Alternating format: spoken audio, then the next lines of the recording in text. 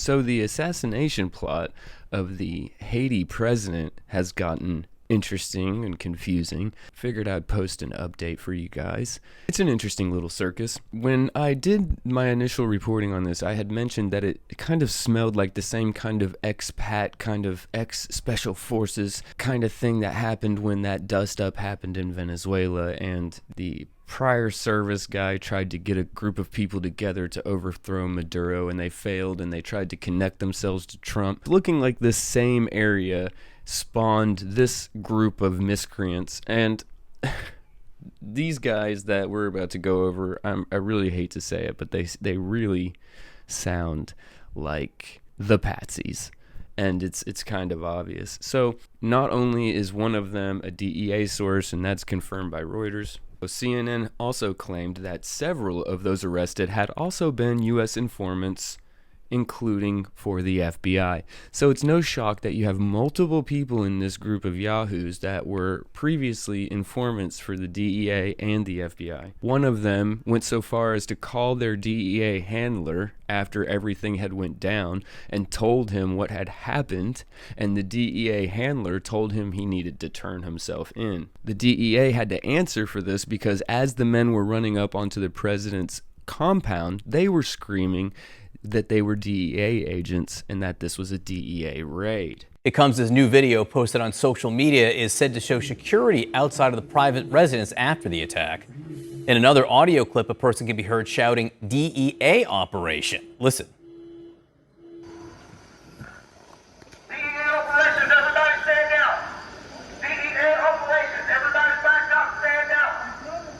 While the officials didn't identify who this guy was, the press has identified him as Joseph Gertland Vincent. They got him 20 years ago on filing for a false passport, and they've had him as an informant ever since. And when these two American Haitians with American citizenship were arrested, both men reportedly told investigators they were translators for a Colombian commando unit that had an arrest warrant for Mosey, but that when they arrived, they found Mosey dead. So you have these guys, they're running in these circles in South Beach and in Miami. They get scooped up by these guys down here, and they get convinced that they're going to do security services for this other guy. And he's a doctor. His name is Christian Emmanuel Sanon, and he's Christian Sanon. And they say that he's the mastermind of this whole thing. Whenever all that went down, they said that Sanon had made contact with two other people who are implicated. They know who they are and are recognized as intellectual authors of the assassination of President Jovenel Moïse. When they made that comment, they were talking about Sanon. The way it's starting to look like is that this doctor, who is this high-profile guy in the Dominican Republic, in Colombia, and in southern Florida. Christian Sanon es doctor, ministro ordenado y uno de los pioneros de la medicina en Haití.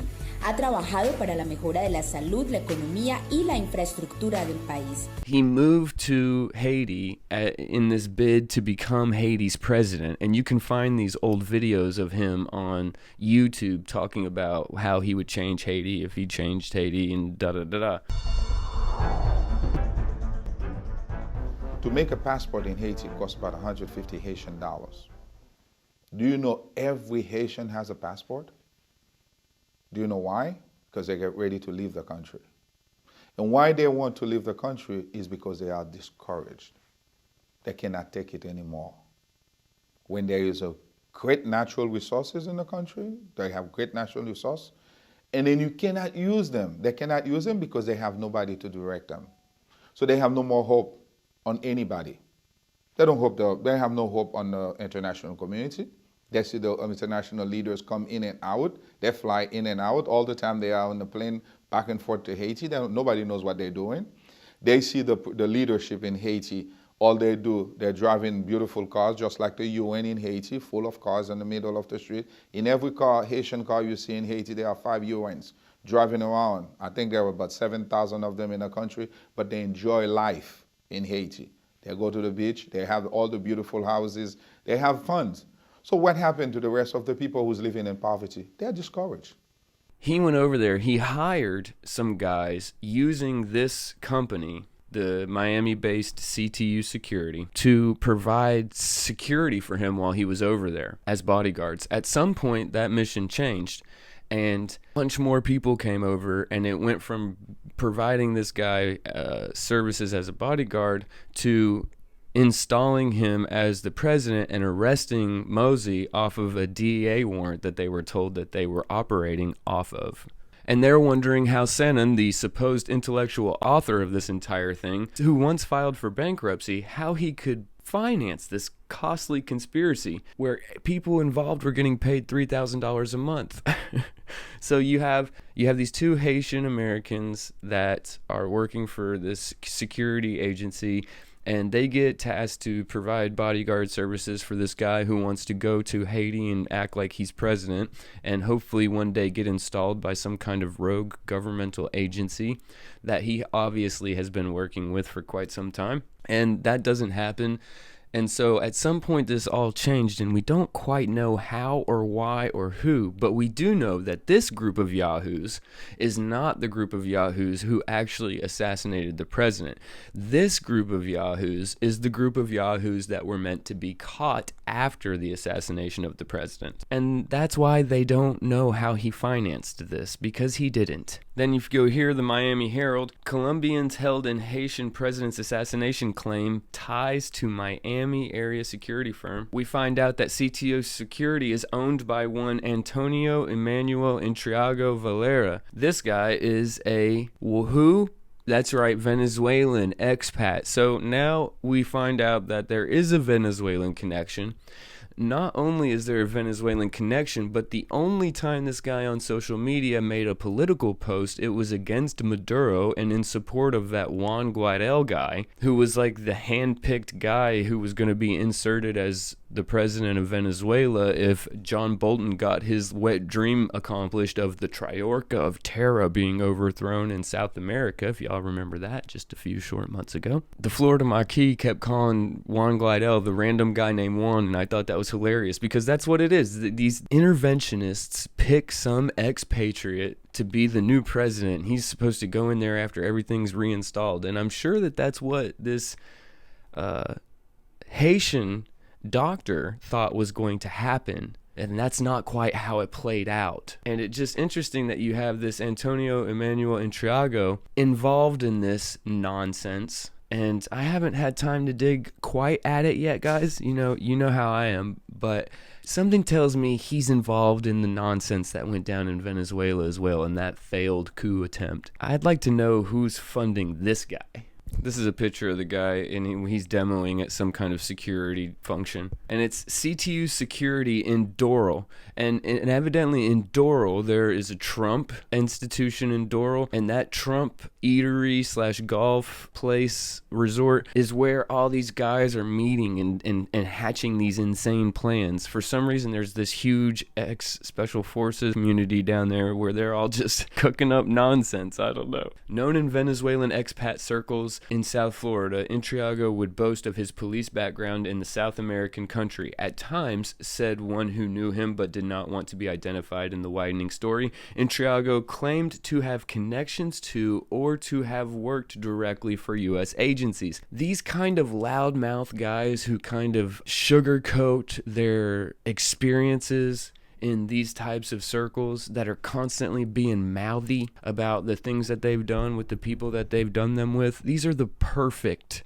targets for a patsy. The perfect targets for a patsy, because they'll talk themselves into the crime not even knowing they've been set up for it. It's those real high-speed ones that you want to get, and it seems like that's who they've gotten here. A person claiming to have known him back in Venezuela said Intriago worked out of a small Doral office where he would boast of being a paid mercenary and a coordinator of special forces, but most people did not take those claims seriously. It says here at the bottom of this Miami Herald article, Miami and the Doral Enclave have become sort of a Star Wars bar for would-be liberators and for-hire warriors. A botched coup in May 2020 in Venezuela similarly in I hate that word. A botched coup in May 2020 in Venezuela similarly It involved for-hire security men in Florida, and some of the plotting traced to the 12th fairway of the red course at the Doral Resort. These guys still doing investigative journalism. It's amazing. So then you go over to look at the Trump-Doral connection, and then this is the Venezuela coup. And the central figure said that U.S. officials knew of the plan. So you have this Venezuela coup that goes horribly wrong, and everybody gets botched, and they get sent to whatever happened to those guys. But Maduro did not get killed. Now it looks like you have a similar plot that has... Look, I just said it then. Fine. Well, it's actually the Lee that messes me up. Anyways, so you have something very similar that happens here in Haiti, and yet the president is killed. And also in the articles it says that it looks as though he was tortured before he was killed. So you have this president who has these high hopes of becoming the installed president of Haiti, put there by the CIA. And he's loud and he's flamboyant, and you have this owner of CTU Security who's already at Trump Doral and already in all the circles, and he's got access to the Colombians. So the president tells him, yeah, I need some people to take me over to to Haiti and to provide me security. The 2 Haitian Americans get on that team, and then the guy from CTU Security with ties to Venezuela and Colombia hires out a bunch of Colombians to fill in the void. At some point there, the mission changes, or they always planned to do this nonsense from the day he went over there, and the plan became to install him as president. Now, at some point in the hierarchy, everybody from the bottom to some point midway up thought they had a legitimate warrant to go for the president. Maybe some of the people didn't know at the very top. Maybe all of them thought they had a valid warrant. We don't know. All I know is having DEA clothing and screaming DEA as you're running up to the compound doesn't serve much good if you're actually an assassination team. It might be something a bunch of stupid guys would do if they legitimately thought they were operating off of a DEA warrant, but guys, it just really looks like this whole group, like every single person in this little act, is just unimportant to what really happened in Haiti and why the president was really killed. It just seems as though it's all theater, and it all starts with this group of yahoos showing up to find a dead body on the compound when they went to what they were told was arrest and detain the president and install this new man as president. They showed up there and he's dead. And not only is he dead, but the prime minister of Haiti says that he was tortured. So very, very interesting developments. Very much looks like this whole circle of guys are a bunch of mouthy guys who just are not as cloak and dagger as they thought they were. And it looks like they got rolled up as patsies. Ouch. Not sure we'll ever know what really happened, but it is, it's worth mentioning that the president, because I went back and forth on this, whether I was going to mention this, because a lot of people have been mentioning it. I'm going to, a lot of people are like, only the only presidents that spoke out against the jab are the ones that have died since then, Yeah, okay, I see what you're saying. The thing about the jab that really bothers me the most is that he was adamantly against it. He pushed a lot of questioning of the AstraZeneca jab when they tried to give it to Haiti, and he did not want the jab. And I mean, listen, it was the only country in the Western Hemisphere that didn't have a jab passed out. He did not want it. The people, they were a little bit hesitant, but they weren't like against it or anything. But the president was becoming a real roadblock there. And Biden was talking about how they had these surplus jabs that they were going to start handing out to countries around the world, and they did. But one country that he never mentioned was Haiti. Well, he's mentioned it now. Up until the assassination of the president, I can only find Haiti mentioned in the generality of the Caribbean. I cannot find them saying that they are actually going to allocate jabs to the country of Haiti. They do mention other countries by name, but they only mention the Caribbean. So, and then of course, after the assassination attempt, there's been several mentions of Haiti by name getting millions of doses of the jab. So, and finally, Haiti is one of the countries that will be receiving vaccines from the United States. We will be prepared to deliver those hopefully as early as next week. Part of that is assessing what can happen with the airport support and how we will be able to deliver these. That train's moving again, and it just seems to me like if I was going to notice anything about the deep state, the government, how this monster works, it definitely mows over people that are causing a blockade or a holdup of their plan, getting in their way. It kind of has a tendency of just mowing them over and then going on with the plan. So who knows? Is it a Clinton connection? Is it a jab connection? I don't think we're ever going to know. But the guys who are in trouble for this motley crew of ragtag expats and guys who think they're spooks, those guys did not do this. They're going to do the time for it, though. All right, y'all. Like, share, subscribe to the channel. Catch y'all next time. Peace.